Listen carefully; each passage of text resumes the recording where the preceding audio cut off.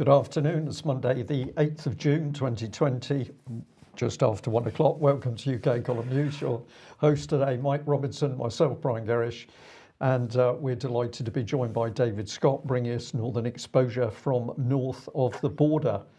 Well, we're still locked down.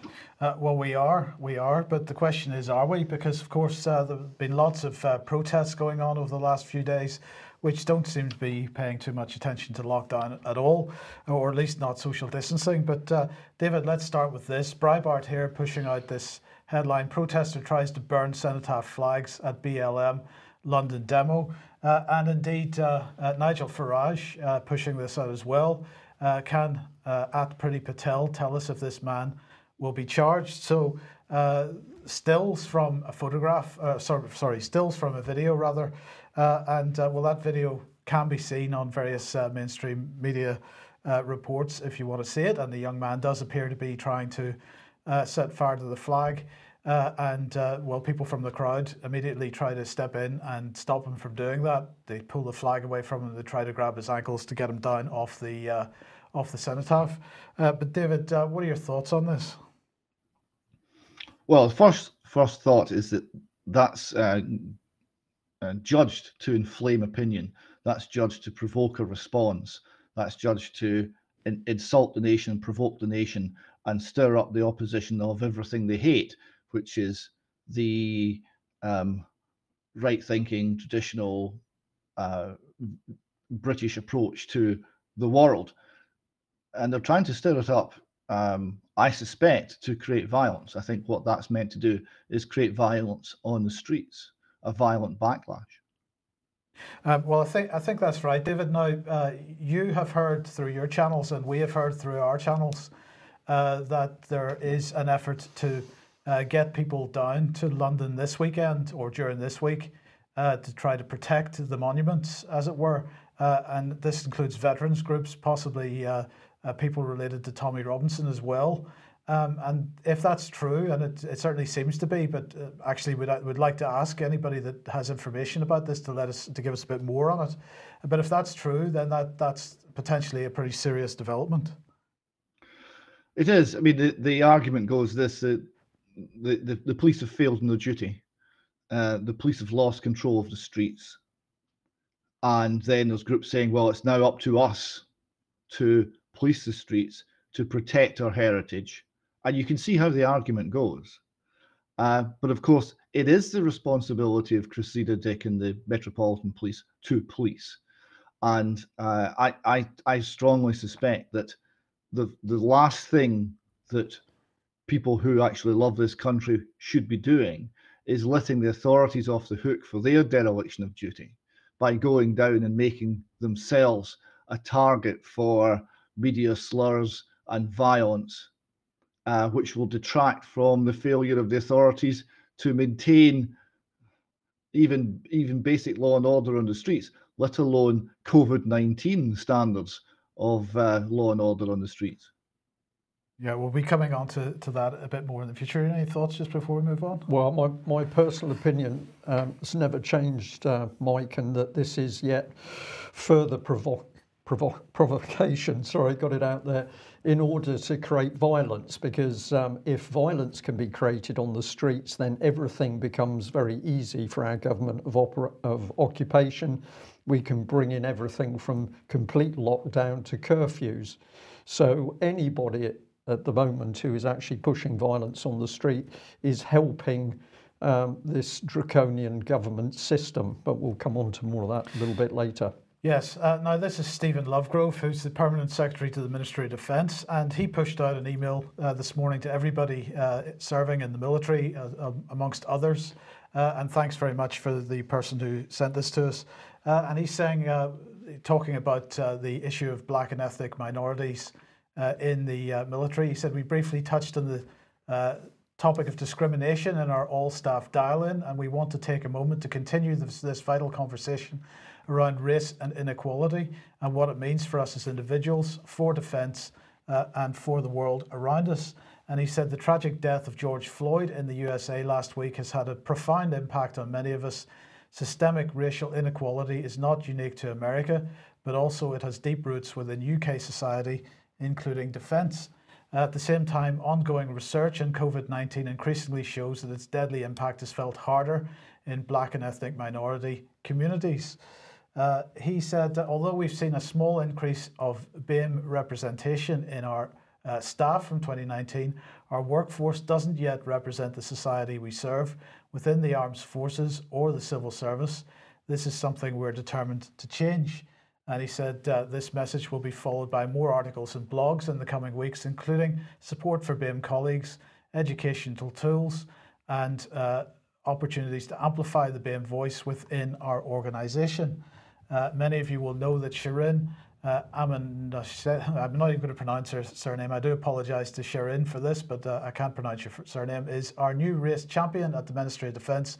And we're confident that her priorities, along with other champions, will bring strength and action to this crucial dialogue. Now, what interested me about this, David, a number of things, but first of all, let's just look at Shirin herself. She is Director of Infrastructure at the UK Ministry of Defence, and her previous CV shows that she was been trustee at the Design Council, Head of Offices at Lend-Lease Europe, Chief Executive and Chief Operating Officer at Government Property Unit, Vice President at Talk, and an urban designer at Terry Farrell. So my question, David, is what does she know about the issues of Black and ethnic minorities? But the theme of the email seemed to be about the Ministry of Defence moving towards a stance of positive discrimination. Now, I can tell you from Northern Ireland that positive discrimination never works. What it does, in fact, is create further division. Because people that are in jobs that are qualified for jobs get stepped over in order to make sure that the token Black and ethnic minority individual is put in a job. And that I can tell you for a fact that this does not work. So David, this is deeply concerning to me, because if we're seeing the veterans community being stoked up for something, we're seeing the same type of thing within the serving military community as well. Indeed. The idea that the Ministry of Defence, which is meant to be about defence of the realm, is now saying, well, our biggest problem is racism. And here's what we're going to do. We're going to become racist. We're going to have racist hiring practices, because that'll fix things. I mean, is it lunacy? Is it evil? How do we get to such a lack of any sort of positive thinking about one another as human beings? How do we get to a point where that is the best that we can actually offer our nation? That level of analysis, it's quite stunning. Yeah, David, it's stunning, but we need to bring our minds back to the sort of 1985 period when the political charity Common Purpose got going, because it was Common Purpose that was getting into everywhere, from the schools, colleges, the NHS, the police and the military.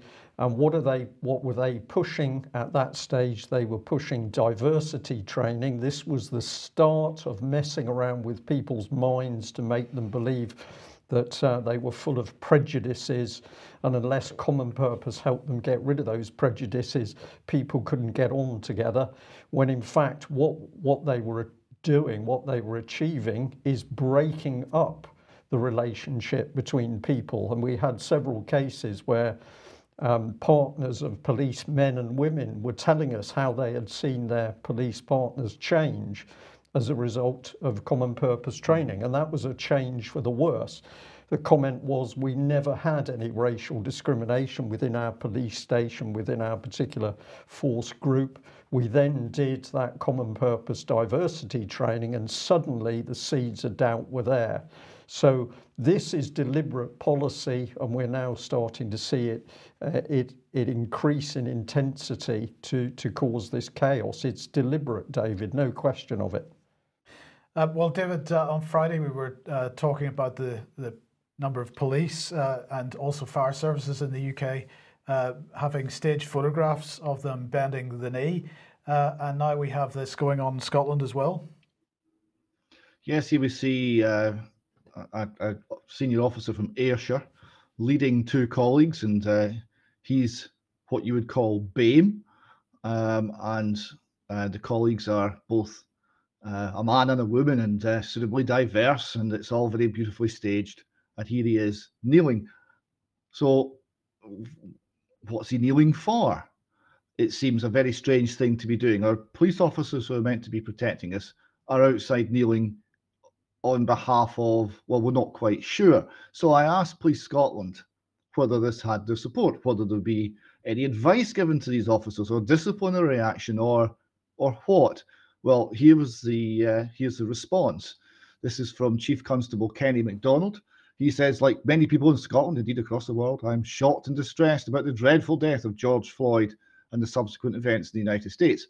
Racism in all its forms is disgraceful and unacceptable. Those events do not reflect our style of policing in Scotland, and we continue to value the strong bond of trust with all our citizens and communities. More on that later.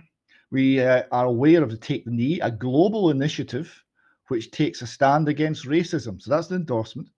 He continues, officers can take part if doing so is both operationally appropriate and in keeping with Police Scotland's core values and high levels of professionalism. So senior officers in Police Scotland are now endorsing the Take the Knee campaign. And we'll look at in more detail shortly about what that actually involves. It did prompt me to go and look at what are Police Scotland's core values. And they're helpfully stated on their website. Our purpose, focus, and values.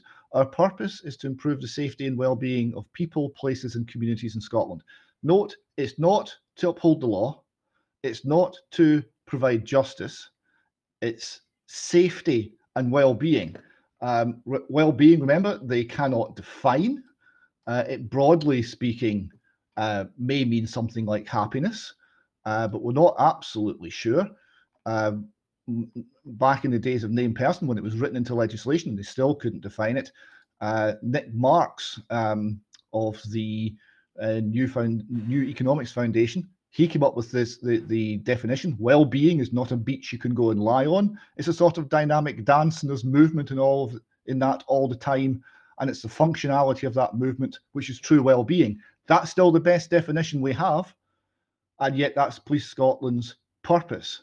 Their focus is to keep people safe, not to uphold the law, to keep people safe. Remember the quote about if you give up liberty for safety, you'll get neither? Police Scotland are only about keeping people safe. And then they talk about integrity, fairness, and respect. More on that in extra time. They're not the only people in Scotland taking the knee, however. Here we've got Leslie Evans, the head of the Scottish Civil Service, tweeting out on her own Twitter account, I take the knee in solidarity and support of Black Lives Matter. And there she is on her Edinburgh doorstep. Now, this is the woman who was intimately involved in the prosecution of Alex Salmond, which looks ever more like a political show trial, and who refused to answer straightforward questions from Robert Greene about his persecution at the hands of the Scottish state. It wasn't that she gave answers we didn't like. She just said, I've been told not to speak to you. She couldn't answer the questions and just went into hiding. That's the quality of the person running the Scottish Civil Service. Now she's out kneeling, but again, what's she kneeling to? What's she given submission to? We don't really know. But it's okay, because in Scotland, we've still been told it's all about COVID. COVID's a big threat. Don't go out. Stay 2 meters apart. Wear a face covering. We're now going to be masked. Wear a face covering in enclosed spaces. Wash your hands regularly. Stay at home if you have symptoms. So COVID's the big threat. David, of course, if you're hoping to stoke up difficulties on the streets, if you're hoping to stoke up conflict amongst people, the fact that they're required to wear a mask is quite useful to that purpose. It's remarkably convenient, and of course, at the same time as Police Scotland and the Scottish Government are putting out all of this, stay away from everybody else, be afraid of everybody because COVID's going to get you. They are at the same time allowing, indeed encouraging, huge gatherings of people in public to protest BLM issues. And we've got a little bit of video here where a member of the public in Scotland went up to police, some of these Scottish police officers, and asked them about this contradiction. Under full enforcement, yeah. Right. Am I right? Has it been cancelled, yes or no? Restrictions have been eased, but they've not been cancelled. Restrictions have been eased, so am I right to believe that the restrictions in place are still that you're not allowed more than 8 people gathering in a public place? Is that correct? So, is that correct, yes or no? Obviously, Nicola Sturgeon's obviously said that this is okay to go ahead. Yeah, so Nicola Sturgeon has said this is okay to go ahead, yeah. Nicola Sturgeon's office said the huge gathering of people was okay to go ahead. The police officers on the ground are not enforcing the regulations because Nicola Sturgeon's office said that that particular group of people was okay. So I have a question for you, gentlemen. Does that mean that Nicola Sturgeon's office is now in operational control of Police Scotland? Does that mean Nicola Sturgeon's office is now writing the laws of Scotland daily to suit a political agenda? It has to be one of the two. Very good questions. Certainly looks like whether it's conscious or not, that particular policeman is certainly looking to Nicola Sturgeon to decide what his job is. Yeah. This is it. Not thinking for himself, not upholding the law, politically led policing. Political led policing, and then we must ask the other question really about COVID-19. Is it that, Nicola Sturgeon is very up on, we've got to be really careful to protect people from COVID-19, be alert, but COVID doesn't go to these sorts of demonstrations. COVID goes to pubs and it goes to restaurants, but it doesn't go to these sorts of demonstrations. It is an amazing virus, the way it works this way. Yeah, it's okay in supermarkets, it's no trouble at all, but little corner shops, deadly. Absolutely. But David, in the meantime, how's the BBC reporting this? It's been spectacular, Mike. Here we have BBC tweet here. 27 police officers injured during largely peaceful anti-racism protests in London. There we go. Have you ever seen anything so ridiculous? Lawrence Fox thought it was ridiculous. He gave some other examples. Massacre avoided at Agincourt after largely peaceful negotiations on French battlefield.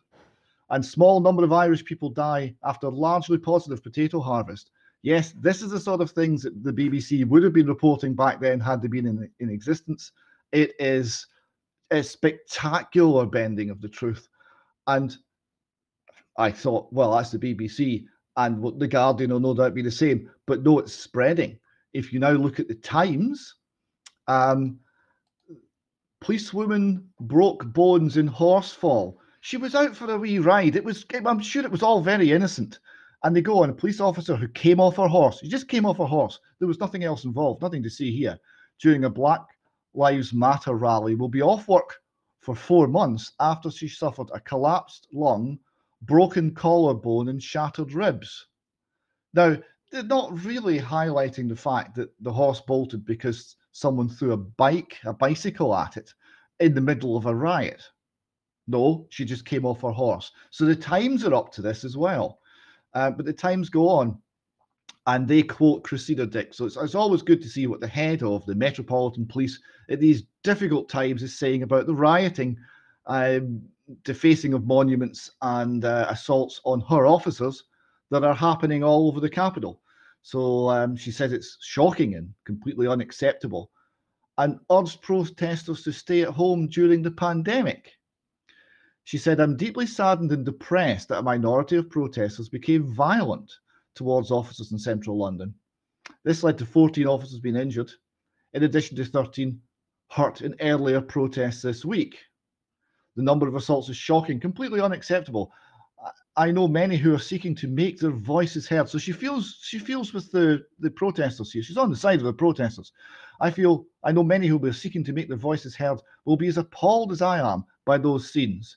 There is no place for violence in our city. I would urge protesters to please find another way to make your views heard, which does not involve coming out onto the streets of London, risking yourself, your families, and officers as we continue to face this deadly virus. So it's all about COVID, or maybe she's talking about another virus. Maybe the deadly virus is something else entirely, something that's been spread by the media, for example, by the media and by local authorities, because they're getting involved as well. Here we see Bristol City Council are tweeting out, take the knee. What are they kneeling about?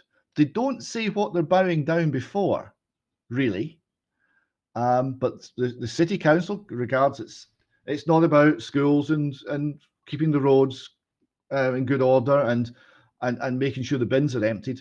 No, they're about political messaging in a nice shade of black, red, and white, by the way. We've seen those colours before, to get people at one another's throats and to support Black Lives Matter.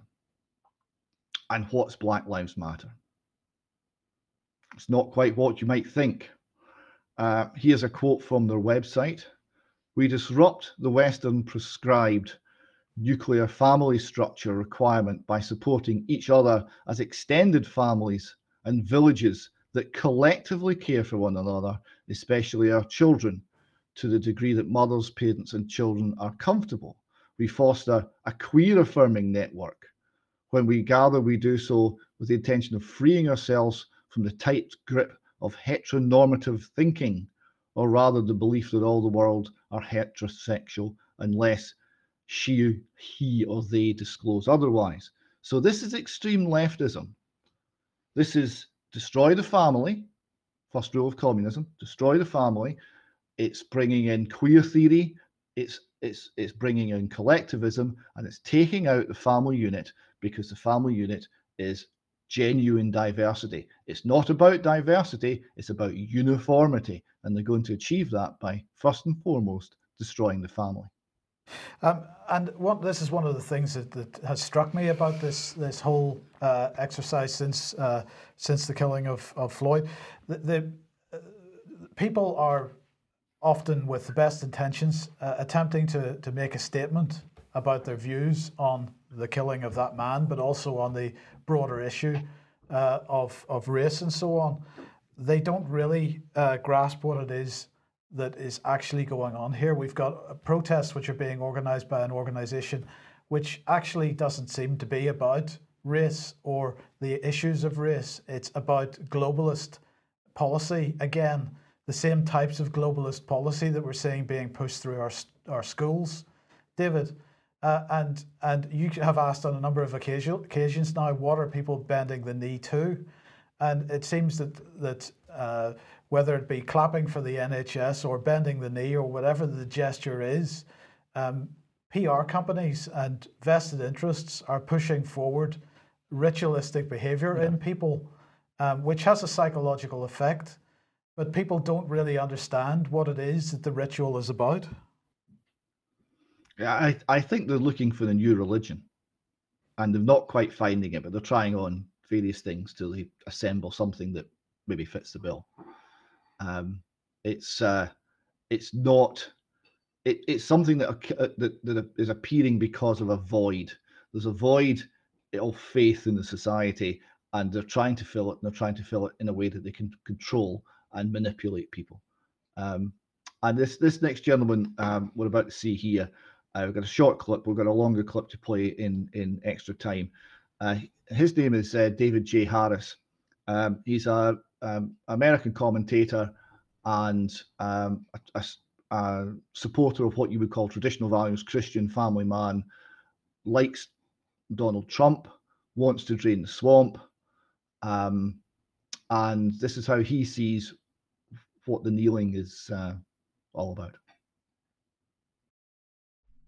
Friends, I am seeing something that is completely disturbing to me. And when I say to me, I mean as an American first, then I mean as a member of the black community. I'm seeing people, white people, that are getting down on their knees and asking for forgiveness for nothing that they ever did wrong. So that we'll have more from that gentleman in extra time. He's highlighting the fact that it's a manifestation of narcissism and emptiness in the far left view of the world that only get satisfaction from seeing someone kneeling before them. that doesn't view one another as brothers, that doesn't view one another as in any way equal, and that the people insisting on this kneeling are the racists. I think he makes a good point. Absolutely. Well, look, let's move on to this, and this is the Atlantic, and the headline is from a day or two ago. The Atlantic is the Trump regime is beginning to topple, and the subheadline is the best way to grasp the magnitude of what we're seeing is to look for precedents abroad.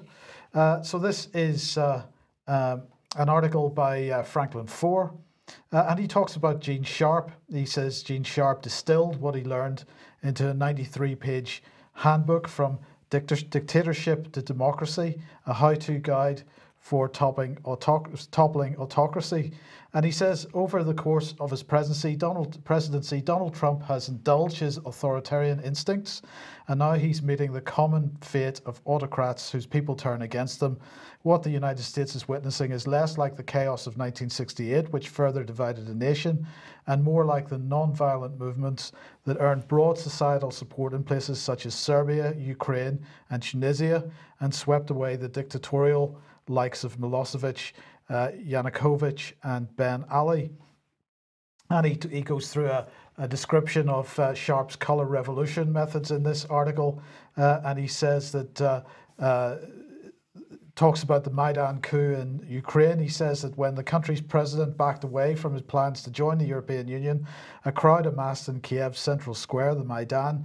The throngs initially had no avowed intention or realistic hope of overthrowing the kleptocratic president, but instead of letting the demonstrators shout themselves hoarse in the thick of sub-freezing winter, Yanukovych set about violently confronting them, and he goes on to describe the typical explanation or description of the Maidan revolution. And he says that it's astonishing how events in the US, despite all the obvious imperfections of the analogy, have traced the early phases of this history. This is observable in the images of the crowds on successive nights as Trump's violent suppression of the protests in Lafayette Square has only caused the ranks to swell. So he's basically suggesting and calling for more of the same, and suggesting that what is at work in the United States will ultimately end in Trump's overthrow. So the Atlantic at the work once again there, David, but what are your thoughts? Well, I find that really quite bizarre, to suggest that what's happening in America is not stoking racial differences and animosities as in 1968 is bizarre. It's absolutely, well, it's contrary to reality. It's a powder keg just now over race. And this is the Atlantic using language not to describe reality, but to create reality. This is wizardry. This is witchcraft. This is not journalism. I think I can't add any more to that. Well, there's a very interesting debate to be had on that particular subject, I think. Absolutely. Now, if you like what the UK Column does and you would like to support us, then please head over to ukcolumn.org/community. And there are options to help us out there, and that would be much appreciated if you could. Now, David Noakes, who we've been mentioning on this programme quite a bit over the last period of time, has now had assets taken as a result of alleged proceeds of crime. And of course, this was action taken by the MHRA, the Medical and Health Regulatory Agency, against him for his production of GC-MAF as a medicine for cancer and other things. This is really what the MHRA was claiming. He said that they said that Noakes made over £13 million from the sale of GC-MAF between 2011 and 2015. They also claimed that they seized at the end of the thing. They seized more than 10,000 vials of GC-MAF, which Noakes could have sold for £5.5 million. And so as a result of the final court hearing last week, £1.349 million confiscation order, which means that identified assets will be realised, as they say, and paid to the Home Office for distribution under the proceeds of Crime Act 2002 incentivization scheme. So I just thought it would be worthwhile comparing what David Noakes is alleged to have done with GlaxoSmithKline, because GlaxoSmithKline seems to have plenty of representation on the MHRA board. So let's have a look. David Noakes, sales from GCMAF, apparently £13 million. If we just take one of GSK's medicines, Paxil, they sold $11.7 billion worth of Paxil. David Noakes killed or injured no people with GCMAF, whereas GSK injured and killed, well, thousands of people, not so many deaths, mostly injuries with Paxil. David Noakes had no pounds paid out in civil claims as a result of GCMAF usage, but GSK had to pay out $3 billion in civil claims over Paxil, and that's just one of their medications. So David Noakes, apparently, as we know, still in prison in Exeter, awaiting extradition to France, for where more charges are going to be brought, apparently on the same topic, so double jeopardy at work there. If anybody wants to write to David and offer a little bit of support, then his prison number is A7081DY, and he's at HMP Exeter, 30 New North Road, and that's in Exeter, EX4 4EX.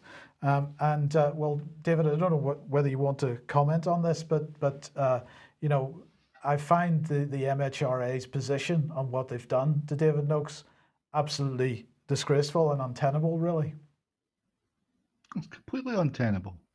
But this is the thing, it's all about what is fascism or crony capitalism. I was seeing a video by Dominic Frisby saying crony capitalism will not be tolerated, and he was listing some examples. There's another example, because the link between the power and the state and big business is such that, well, competition will not be permitted. Different ideas will not be permitted. How many people will die because of the ideas that were never brought to market? We'll never know. In Glasgow in the 1970s, if you wanted to set up an ice cream van business, a man with a baseball bat would bar your entry to the marketplace. Now, in 2020, if you want to actually do something to help people with cancer, it's a similar situation. It's just more refined. There's a court involved. The effect's the same. Absolutely, absolutely right. Good news, everyone. There is mental health support coming for pupils and teachers at schools, because this is new online resources designed by health and education experts, provided to schools and colleges to boost mental health support for staff and pupils, encouraging them to talk more confidently about the anxieties and concerns they feel as a result of the coronavirus pandemic. Videos, webinars, teaching materials produced in partnership with Charities will be made available to schools and colleges, helping to foster conversations about mental health and reassure many young people who are worried about the impact of the viruses on their lives.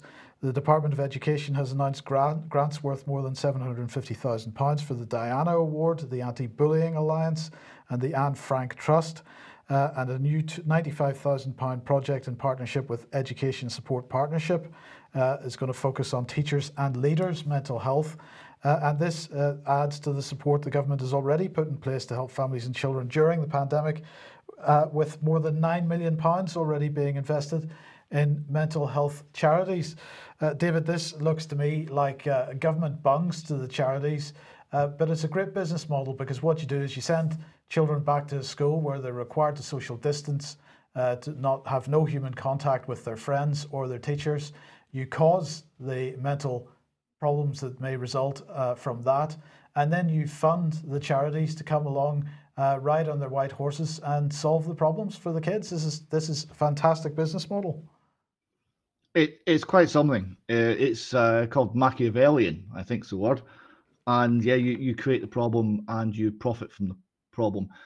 And the purchase of the charities, we've seen this in Scotland a lot, the purchase of the loyalty of the charities via state funding is close to absolute. It makes them, for all practical purposes, an extension of the state, and it provides the bolstering to the state narrative. Because whenever challenged, the state will say, well, look at all these charities. The charities, they must be good because the charities, they all support us. We must be right. We must be good. And voices which are raised in objection to harmful and dangerous laws are silenced by this. They're silenced by the bought and paid for charities, and instead of being listened to. Again, a little bit more on that particular subject, hopefully in a couple of minutes. Okay, and just briefly on the quarantine then, of course it begins today. Anybody coming into the UK is going to be required to self-isolate for 14 days. Well, you have to give your mobile phone number or some kind of contact details to the border officials when you come in to the country, and then you're possibly going to face fines of up to £1,000 if you break the rules. Boris Johnson, in the meantime, is trying to organise an air bridge, as he's describing it, to allow holidaymakers to travel to the EU without having to go through quarantine from mid-July. But as usual, the rules aren't entirely clear. We'll come on to that a little bit more in a second. But in the meantime, the BA, Ryanair, EasyJet now all getting together in an effort to bring some legal action against the government against this quarantine. Them and plus 500 or so travel and hospitality businesses bringing some legal action. The three airlines have sent a pre-action letter to the government challenging the new rules, and they've set up a group called Quash Quarantine, which they hope to operate through to bring this legal action. Michael O'Leary from Ryanair said to the BBC, you could be in Sainsbury's, you could be on the beach, you could be on the golf course. In the unlikely event that the Home Office calls you, all they will have is a mobile number. So he's complaining that people really don't know where you are if they make a phone call to you. They can't actually prove where you are. You could be anywhere. And he's concerned that really the quarantine rules are such nonsense that it's going to put people off travelling. But don't worry. Some people thought, great idea. If we're leaving the country, we'll come back through Ireland because, of course, there's the common travel area. There's no border. You can come back through Ireland and get back into the UK that way. Well, no, the government has decided you're not allowed to do that. In fact, if you attempt to come back from your holiday through Ireland, you will have to prove that you were in Ireland for 14 days before you enter England or the UK, the British mainland. Otherwise, you'll be in big trouble. So 14 days is what you're required to do if you happen to be trying to travel back through Ireland in order to avoid the 14-day quarantine. They're going to get you either way. Right, and they're quarantined because they've come from a foreign country. Yes. A foreign country. Yes. Right. Yes. Well, I was just thinking if they came from a foreign country into a protest in Scotland, it wouldn't matter, would it? They could fly straight in to Edinburgh or Glasgow and go straight to the protest, approved by Nippy, and it wouldn't be a problem. Yeah, great. Now, look, David, guess what? Your friend, Professor John Edmonds, who was on the programme last week, has been speaking out today. He's trying to justify the fact that lots of people have died in the UK from COVID-19 by saying, I wish we'd gone into lockdown earlier. That has caused a lot of lives. So apparently the fact that we didn't go into lockdown down on time is what's caused the lives, caused the high cost in lives. Well, actually, I would argue with that, and I would suggest he needs to provide some justification for the number of people that have died as a result of the lockdown policy. This is the graph that we've been showing over the last few weeks, the graphic that we've been showing over the last few weeks. And really what we're saying is that the majority of excess mortality has been as a result of the lockdown. Now, people that I know in the health service are saying to me that this week, this past week, is the first week, pretty much since the lockdown began, and maybe a little before that, that they have had people coming to their doctor's surgeries with the normal things that they were coming to them for in the past before this COVID-19 thing happened, because a large number of these excess mortality has been a result of the fact that people have not been receiving the normal medical treatment that they normally expect to get They've been dying from heart attacks and strokes in their homes because they haven't been able to go to the hospitals and they haven't been able to go to their doctors. So, as I say, people starting to phone the doctor surgeries with the normal kinds of things now, Brian. But still, I don't think the health service is providing a service for the majority of people that have non-COVID related issues. Well, I can see evidence of that locally. Doctor's surgery, you can't go to the surgery unless you wear a face mask, so they've still got restrictions in. But let's just come on to this one, and many thanks for the viewer who flagged this one up. It's the Daily Mail reporting that actor Tony Robinson has been slamming the government over the number of elderly people that have died in care homes. And it's interesting, isn't it? It takes another celebrity to identify the problem. The government seems to be incapable, or maybe they're doing something different. But a striking article with a lot of information, and let's try and do this pretty quickly. So basically, he said that care homes have been used as ghettos to get people out of hospitals. So we have had a mini epidemic. Thousands of elderly people have died who shouldn't have died. And that is kind of manslaughter, really. He said this, it happened due to inactivity when the facts were on every government minister's desk. We've just got to make sure this doesn't happen again. The lobby still has to be there.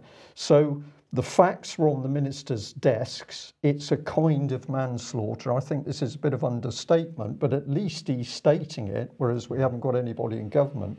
But he's being backed up by this man, William Lang, who's of a very big healthcare consultancy, quoted in the paper. He said at the peak of the crisis, there were widespread reports of normal medical support simply being removed from care homes, which is what you're talking about, Mike. Ambulances would turn up to take emergencies to hospital. Would not turn up to take emergencies to hospital since capacity had to be kept clear for COVID cases. In-person GP house calls were replaced with occasional telephone calls in the absence of any expectation of active medical support. Care home residents were encouraged to consider what instructions they should give in the case of serious illness from whatever cause, with many opting for do not resuscitate. So that's pretty cruel and vicious.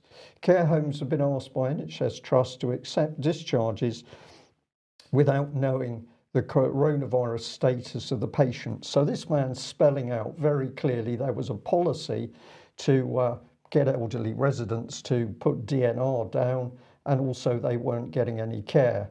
So if we come back, the statistics they're talking about were over 25,000 hospital patients moved to care homes between March the 17th and the middle of April. And the study said that by the end of June, the COVID death toll, they believe, could approach 59,000 now, of which 34,000, 57%, will have been care home residents. So we're talking about 30,000 elderly people dying unnecessarily, not being debated by the national press and media. One article, nothing in Parliament, no debate. And since the government knew what they were doing, this has to be a deliberate policy to kill off tens of thousands of elderly people. David, I'm going to say the government knew absolutely what they were doing with this policy. They carried it out. They made sure the doors of those care and residential homes were closed. They denied the medical assistance, and they simply stood back and watched as the dead bodies came out. This is manslaughter. It's not a kind of manslaughter. It's manslaughter. The do not resuscitate forms, they weren't just encouraged to fill these on. These were being filled out wholesale. There was one care home in Glasgow which had something like 90 residents, and every single one had a DNR form. Everyone. They didn't all sign up for that. This was policy, and the lack of, I mean, pulling medical care from care homes, that alone is bound to result in more rapid death. It's bound to, it's inevitable. And it is a little bit creepy coming after all of the dark threats against the elderly because of their political views. They vote the wrong way. Yeah. Indeed. Well, yeah, brings us into the realms of Cambridge Analytica, I think, which we will certainly be covering. Okay, so let's have a look at this, David. Now, you mentioned this to me at the end of last week, but coronavirus in Scotland stare down shoppers who don't wear face masks, says Minister. This is in the Times, and this is Mike Russell, the Scottish Constitution Secretary, who's basically saying that people should stare down anybody who goes shopping without a mask on. Well, I just wanted to remind everybody, of course, that the SPI-B, the Sage Behavioural Subcommittee, what they said in their various reports, saying a substantial number of people still do not feel sufficiently personally threatened. The perceived level of personal threat needs to be increased amongst those who are complacent, using hard-hitting emotional messaging. And they also went on to say that social disapproval from one's community can play an important role in preventing antisocial behaviour or discouraging failure to enact pro-social behaviour.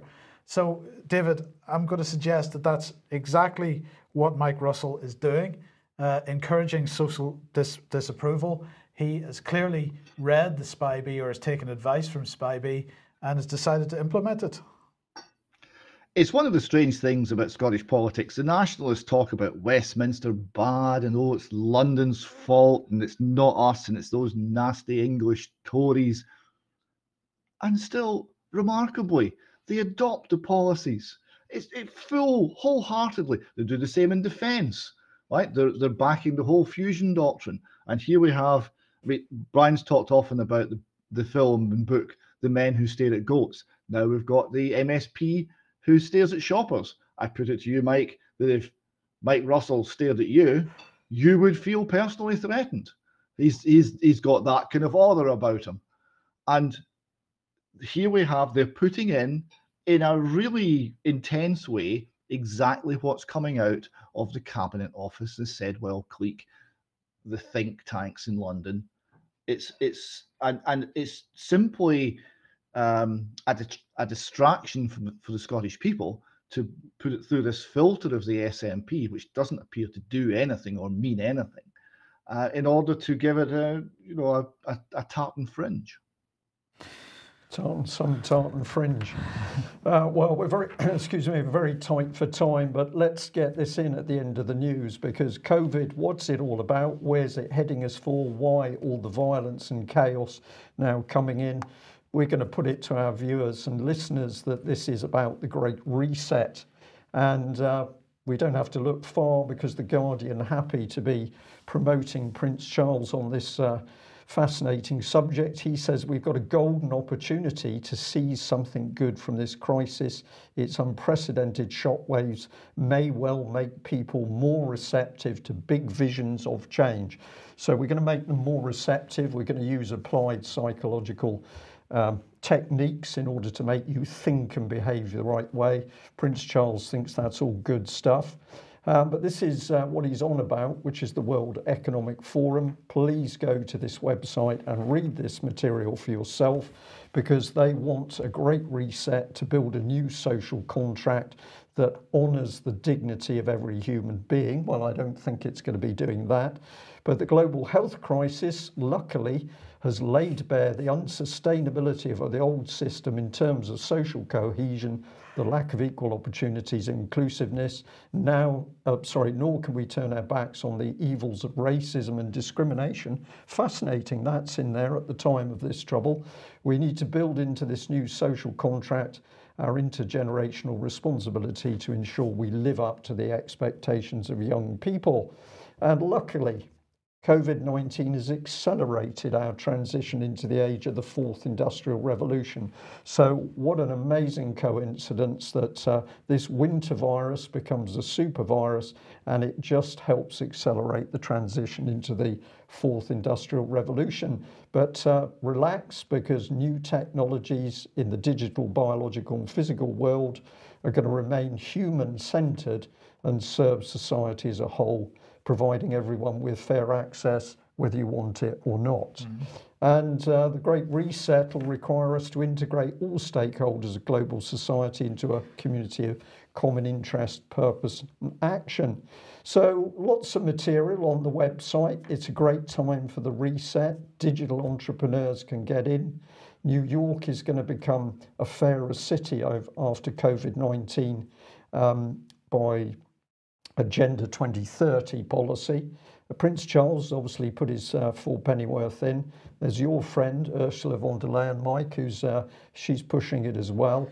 How the great COVID-19 reset can help firms into a sustainable future. So this virus is very attractive to a lot of people. This one caught my eye though, Great Reset. Why LGBT inclusion is the secret to cities' post-pandemic success. So if you want to solve economic crisis in Birmingham or London or Bristol or London, you need to get more LGBTs in. I don't know how that works, but there we are. And of course, what do we need? We need money. So here's the statement from the chief economist of the World Economic Forum. And she says, well, coming into the crisis, we've got about 40% of low-income countries that are already in debt, distress, or at high risk of being in distress. And now we've got the additional spending needs. I mean, these are critical spending needs and they cannot be postponed. We've got to spend money. So she then divides things into two parts. One is that countries that are already in that distress with very high levels of debt that are not able to borrow reasonable terms on international markets. For these countries, the approach has to be to provide concessional financing, and for the poorer countries, debt service relief. And of course, at the IMF, we're going to be doing both. Then there's a second bucket of countries where there's no debt crisis. We need to make sure they receive the right amount of liquidity that they need to prevent them from being pushed into a solvency problem. So they don't need the money, but we're going to make sure they can get the money. Yeah. You get the idea of what's going on here. And then she says she wants to be optimistic and she wants to say that the world will come together and we will come out of this eventually in a stronger, better form in terms of globalization. So for the World Economic Forum, COVID-19 is just fantastic because we can get in the money and the debt. But she's a little bit worried because actually some countries have turned in on themselves because they didn't get the help from the global system, so they've become more nationalistic. But if you want to know what the World Economic Forum is doing, it's full of change agents, and the red dots show the spread of the change agents. And what sort of people have we got? Well, of course, we don't have to go far when we see the banking system. So here's MasterCard. We've got a big input from the Chinese banking system. We've got BP, because you need oil barons in there to help the future. And we've also got Microsoft president. So those are all good, clean people. Trust them. The only thing to remember is that in the fourth industrial revolution, it will only be stakeholders. And David, those stakeholders are going to be charities, for example. They're not going to be voters. No, it's that's a remarkable little examination of the WEF. The idea that the quote unquote healthy economic countries like Britain and America, we don't have a debt problem. It's just a liquidity problem. I think we've heard that particular story before. It's just a few years ago. It wasn't true then either. No. Well, I had to put this little image up on screen. Firstly, it's advertising the book from the president of the World Economic Forum, The Fourth Industrial Revolution. So if you want to see in detail what these people are up to, you need to buy that book because he does need a bit of help with the money. But this was the photo that took my interest, because here's Mr. Schwab himself with Prince Charles. What were they talking about? Well, no. The weak, low IQ, infirm and elderly will not be part. Well, of course, we don't know what he was saying, but I think they were basically saying that the weak, the low IQ, the infirm, the elderly, the vulnerable will not be part of the fourth industrial revolution. And David, we're just going to end with this this little meme that's been doing the rounds. Yes, I like this because I thought this little meme spoke of a few bigger truths here. So we see the complete carnage that the lack of policing in London has caused. There's mayhem in the streets. There's bits of horses running around all over the place.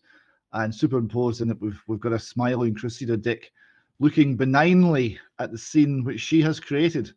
And beside her, the Mayor of London, Sadiq Khan, who someone has somewhat unkindly suggested is in fact a bit of a donkey. I thought both of those things were very interesting comments. And we better just remind viewers and listeners that Cressida Dick, of course, heavily common purpose trained, so she was reframed very early on, and then we saw a meteoric rise through the police. So if you want to know what a future leader is like, somebody who's prepared to lead outside authority, that is what common purpose train their leaders to do. Cressida Dick is one of their senior leaders. Absolutely. Yeah, we'll leave it there. Thanks very much for joining us, David. Thank you to our viewers and listeners. And if you're not already a subscriber, please consider subscribing to UK Column and or making a donation. We can only do what we do with your help and support. Thanks for joining us. Bye-bye.